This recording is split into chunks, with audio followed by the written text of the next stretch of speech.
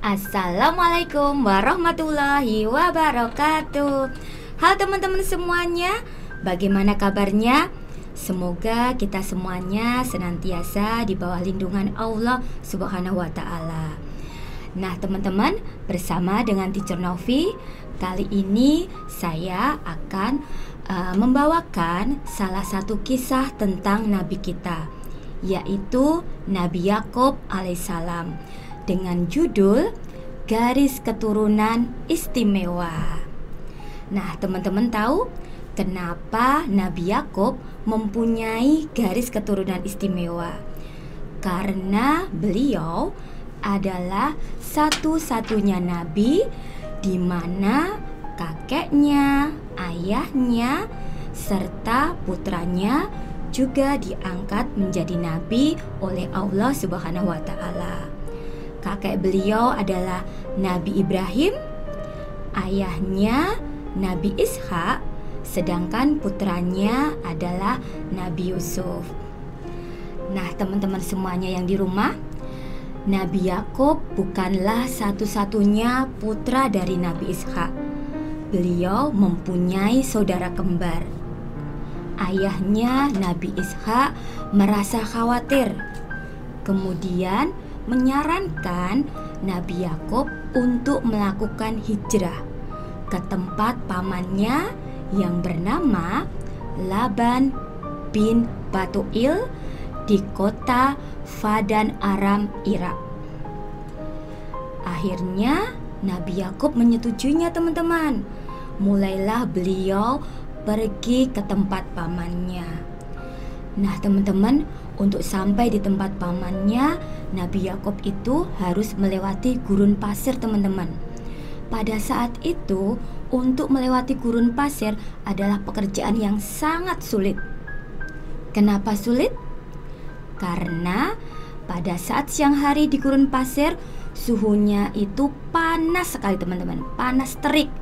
Sebaliknya, kalau di malam hari itu udaranya dingin sekali, bahkan sampai di bawah titik beku. Belum lagi ada bahaya lain yang mengancam, teman-teman, yaitu badai pasir dan binatang buas. Nah, melewati itu, Nabi Yakub merasa kelelahan, teman-teman. Kemudian semangatnya turun. Lalu beliau mengistirahatkan diri di balik batu besar. Kemudian di balik batu besar itu beliau sampai tertidur pulas. Di dalam tidurnya beliau bermimpi. Di mimpi itu ditunjukkan bahwa beliau dan anak keturunannya kelak akan hidup dalam kemuliaan. Nah, teman-teman, setelah mendapatkan mimpi tersebut, semangatnya Nabi Yakub tumbuh kembali. Beliau dengan sabar, dengan ikhlas, dan tidak lupa berdoa kepada Allah, berhasil melewati gurun pasir dengan selamat, hingga sampailah di tempat pamannya Laban bin Batuil di kota Padan Aram, Irak. Sesampainya di tempat pamannya, beliau menyampaikan pesan dari ayahnya supaya pamannya mengangkat beliau menjadi menantunya. Pamannya setuju, tapi ada syaratnya, teman-teman. Nabi Yakub harus mengembalakan ternak dari pamannya. Nah, untuk sebagai syarat untuk bisa menikahi putrinya. Jadi Nabi Yakub harus mengembalakan ternak pamannya selama 14 tahun. Wah, itu lama sekali, teman-teman. Tapi Nabi Yakub tetap ikhlas, teman-teman, tetap sabar menjalaninya. Kemudian tidak lupa Nabi Yakub itu selalu berdoa kepada Allah. Nah, teman-teman, setelah bertahun-tahun terlewati dan dikaruniai 12 orang putra.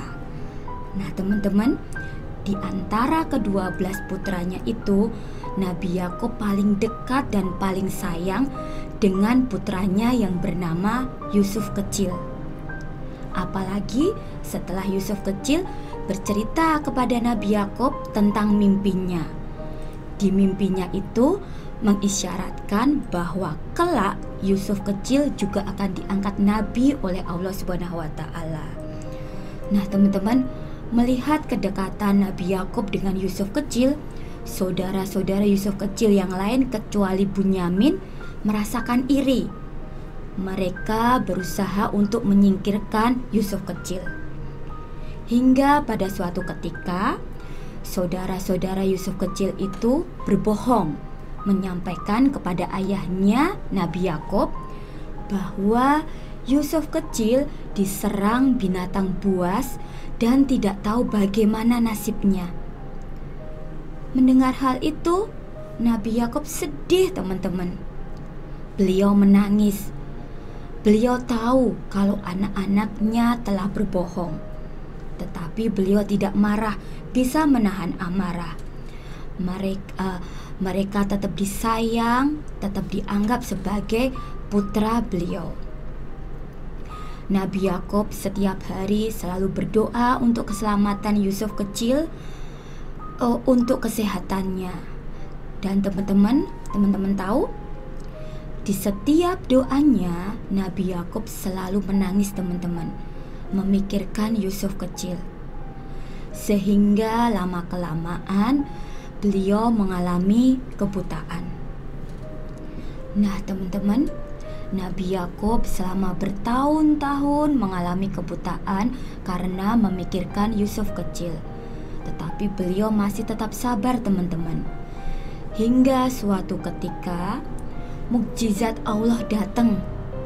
Nabi Yakub bisa melihat kembali, teman-teman. Masya Allah, Allah memang maha besar, teman-teman. Allah sudah berkehendak menghendaki Nabi Yakub bisa melihat lagi. Akhirnya Nabi Yakub bisa melihat kembali buah dari kesabaran dan keikhlasannya.